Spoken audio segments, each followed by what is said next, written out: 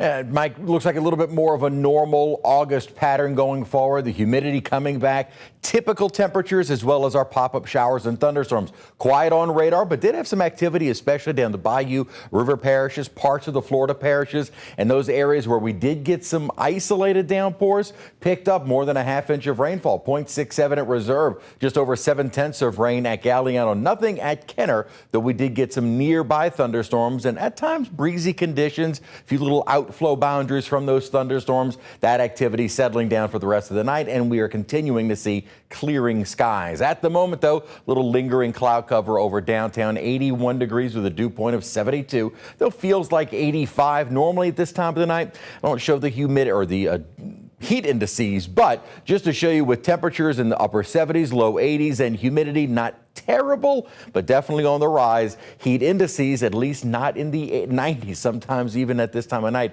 still feels widespread like the 90s. So we've had another day of a slight reprieve from more oppressive heat humidity, and thankfully what we're going forward into is nothing that we haven't already dealt with, the typical August warmth and humidity. Unfortunately, though, models not indicating any real drop in our dew points. They'll be in the 70s, maybe briefly some upper 60s on the North Shore, but overall the humidity is now on the rise, and that'll continue through the week. Few spotty showers, mainly with afternoon heating, but a better chance of rain is on the way for early next week. Here's the upper setup. As we head into the weekend, we're going to have an upper high kind of split over the area. We'll have this upper trough, which will help to enhance some rainfall, but a little bit more to our north. Although I think with this kind of pattern, we should continue to see into the weekend our normal rain chances. Plenty of moisture around, daytime heating, bubbling up some showers or thunderstorms. Then that pattern shifts a bit early into next week. The upper high, which is off in the Atlantic, pushes a little bit more toward the east coast.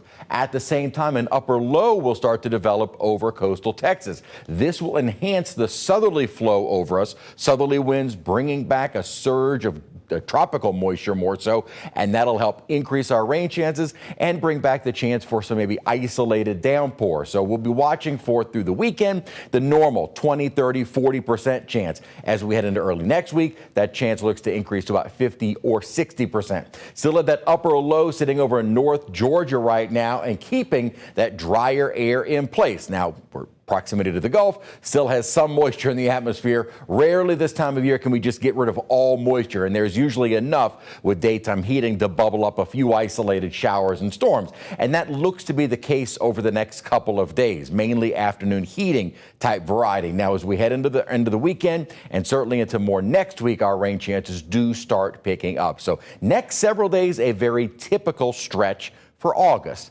What is also typical, at least early August, is not much activity in the tropics. Now, that does start to change toward the end of the month and especially by September, but at least as of right now, no development is expected over the next 7 days. So if we can keep several more weeks quiet, then we're in good shape, but we still have a while to go. Remember, the peak of the season is not until September 10th. We really don't see activity ramp up until mid-August, so kind of late next week. 20% chance, 20, 30, 40, basically through the end of the weekend. Then that rain chance increases a bit more by 50, 60% early next week.